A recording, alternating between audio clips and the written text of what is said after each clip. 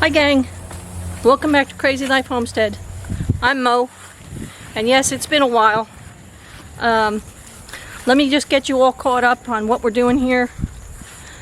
Oh, it's been exciting, and it's been a lot of mixed emotions. There's been a lot going on, and I have to, come on girls,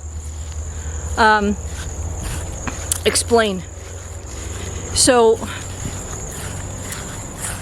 financially, I have gotten a bonus, and with the bonus, I've paid off some debt. Another thing that we have done is gotten a bigger water trough. But I wanted to catch you up on what's going on with the garden. So let's start there.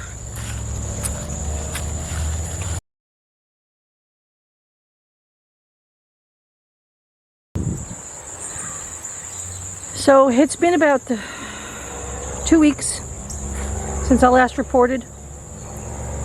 These are zucchini. There's 4 of them. They're doing quite well. Excuse me. This black line right here is peas. I decided to put some peas in. I will put a trellis system in. Next to them is the old green beans. Next to them are the new green beans. Doing well. I got one off yesterday. I went looking and I just found one really big one, so I figured there's another one right there. I'm going to go pick him in a little bit. As for right now, the carrots are doing really well. I have 3 rows of carrots that are coming up. I haven't seen any onion yet. I could be wrong. As you can see, it got watered the other night, so it's doing great. These are the tomatoes that I had put the tomato plant, the tomato itself in the ground with skin and all. I'm amazed. I really am. I'm just tickled. This row is the mystery row of peppers. We have bell peppers and jalapeno and chili pepper. There's banana pepper in the back end, which I bought. The following row here is the basil. I have to harvest it again. This will be my 3rd harvest of the basil. I'll be harvesting the newcomers from the basil. Again, this was another mystery pepper situation going on. The tomatoes, I don't have the trellis system for it. I've just been digging through this swamp of tomatoes, and as you can see, they're still flooded with green, to get the harvest that's been coming in like crazy. And I'm tickled that this ground that I haven't even amended yet is doing so well. Some of them have some blossom end rot, but we'll address that next year. These are the jalapeno. These 2 rows here are the jalapeno that I got from the one jalapeno from the Piggly Wiggly. And again, producing like crazy. I have made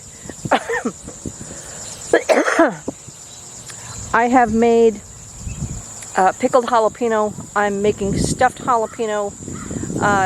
I have frozen jalapeno. We have plenty. We still have plenty more. Great. I'm all for it. More of those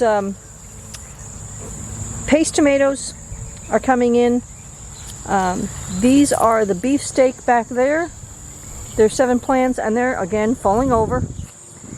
These are more zucchini. This little guy over here he's not doing too hot, but he might do it a little better if I add some water to him. I might get some extra minerals on him. I did take the dirt from the greenhouse that was in the wheelbarrow that I had left over, and I put that on him as I put it on the peas. Again, the more zucchini.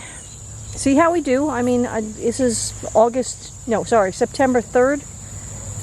So the cucumbers are just starting to produce. I do have a few in here. They're just doing great. I haven't seen any cucumbers yet. Again, this is all an experiment. They're all done late. You can see lots of blossoms going on here. This is going to be fun. So the next one that I have for you is the loofah. The loofah gourd. As you can see, he's producing quite a bit. I'm tickled. He's turned. I turned him up there. He's turning this way. His little sister plant over here, the little sibling, is going in the right direction. See if we can get you in there. Oh, maybe not. The insects are loving, the pollinators are just loving these little blossoms and stuff. So, there we go. There's the honeybee. She's enjoying herself.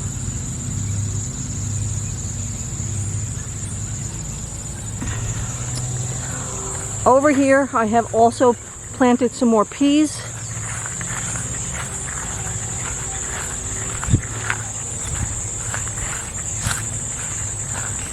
And I'm using this 2 pallets.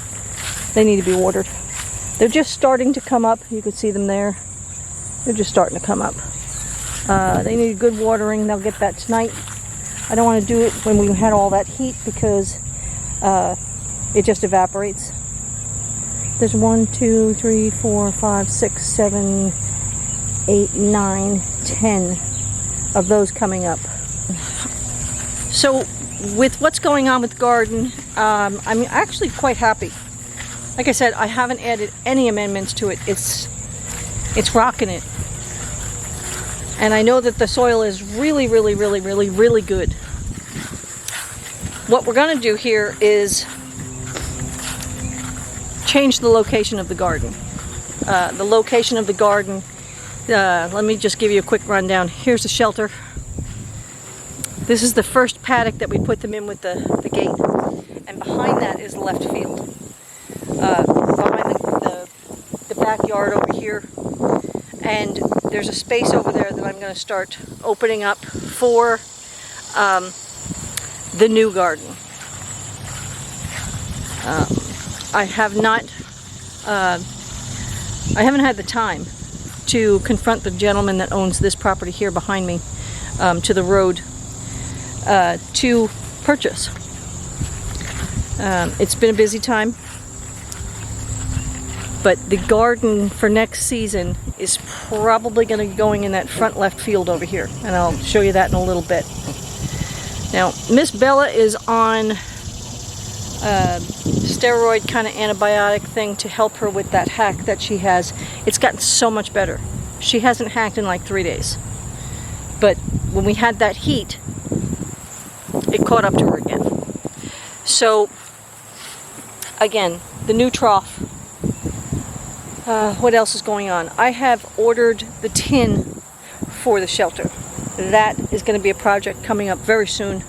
I believe I pick it up on Monday. This is Tuesday, so in a week I will pick that up because it's just more convenient for me. Again, using that flatbed trailer over there. The next part that I'm going to tell you is just again paying off some debt. Paid off the car. I paid off the shelter. I've paid off some student loans. Not all of it, but I got a good portion of it. And I'll continue to pay on those, and I get them hopefully down in another year or so. But it'll take some time, you know. But if you subscribe and hit those likes and shares and all that good stuff and comment and get me monetized, this would go a lot faster. So I'm not complaining if you do. So this is the backyard. My husband and I, Greg, were talking, and this tree's coming down. This is a Japanese cherry blossom. It's not producing anything. It's old. It's falling apart. It's literally eaten apart. There's one behind it right there, and that's going to come down. He's going to start to take some of these trees and trim them down, because behind you, in that lot right there, is where I am going to put the garden, all along back there.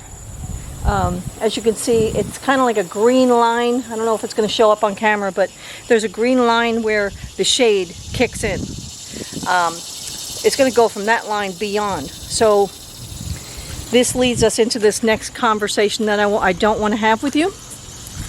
No offense.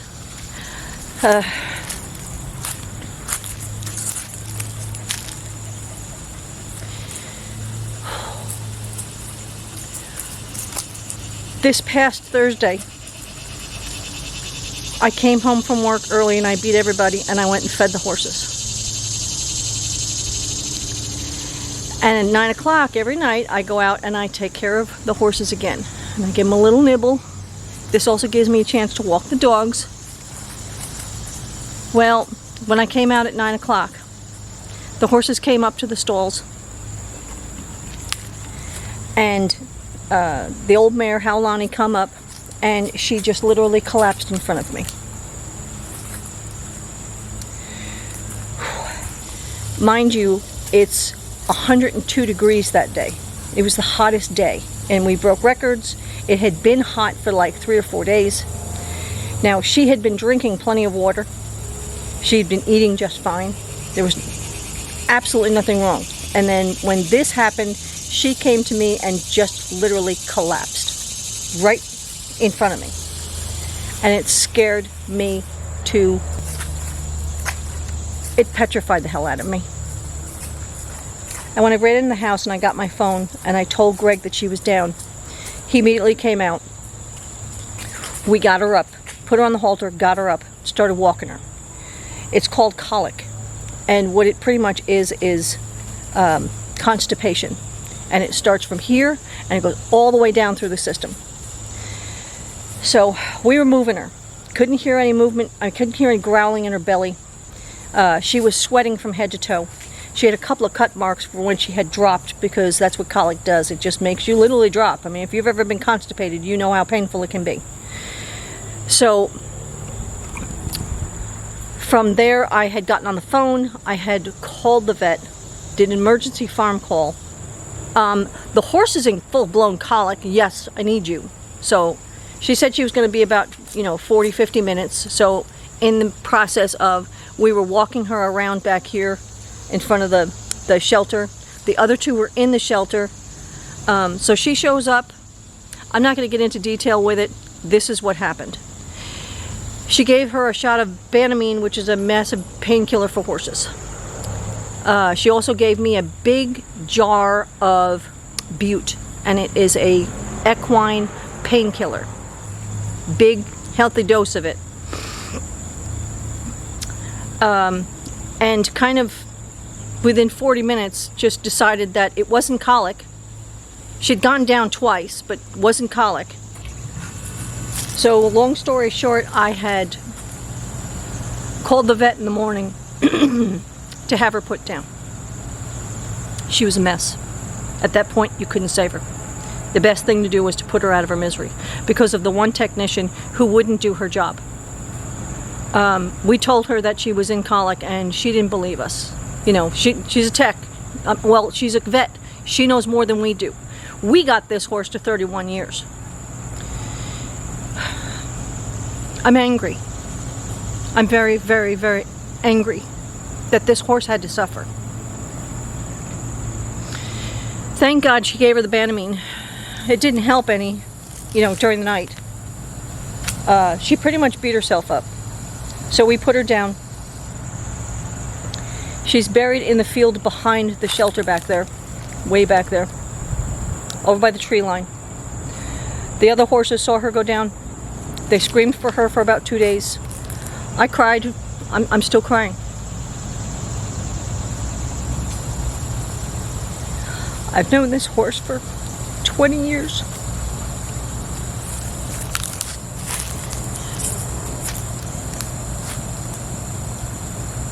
And it's really hard. It's very somber here.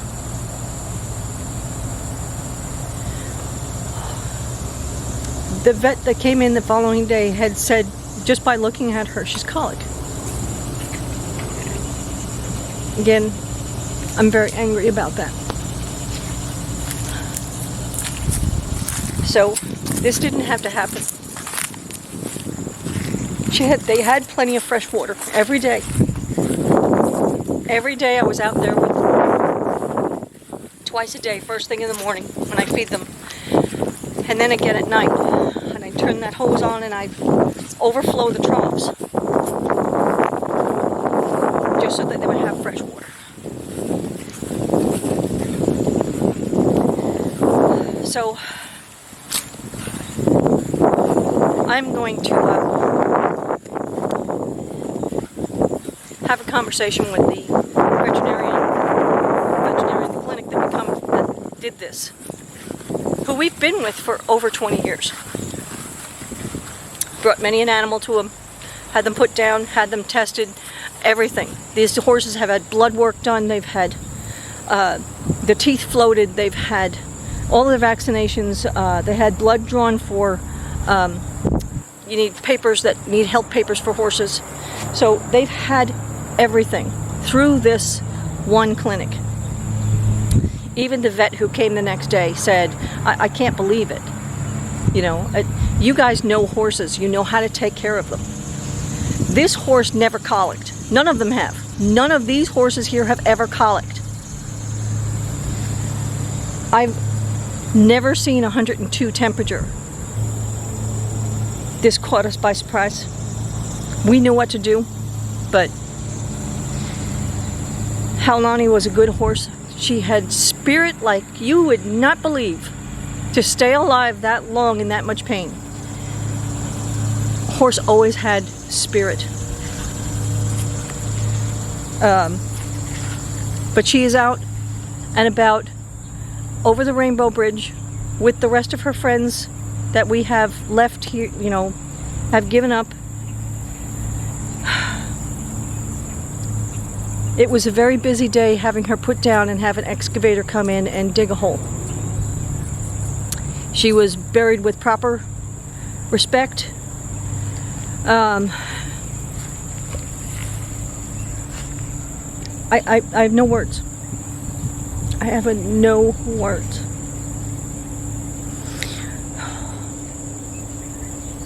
We knew we were going to have to put her down eventually. We couldn't get the weight back on her, so we were discussing it.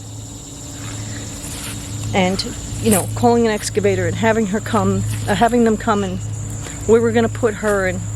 This just sped it up. This really did. It sped it up. But life goes on. The horses have recovered. They know she's not coming back. They have screamed for her. For 2 days they screamed for her. She's not coming back. She's in a better place. And I've told them that. They've accepted it. We are currently working on both of them. And just making sure they have everything they need, like we always did. It's just heartbreaking. It really is heartbreaking. Life goes on, and we are going to move forward with this. I need a hug. That's what I need. I miss my friend. She was a good horse. So with that, I'm going to leave you with a little tribute for Miss HauLani, Candy's LilBit. I don't know if I can find any baby pictures of her. She came to him when she was 2. He had her for 29 years. I knew her for 21 of them. And she reacquainted me with the joy of riding in the saddle. Again, here's to HauLani. Rest in peace, my girl.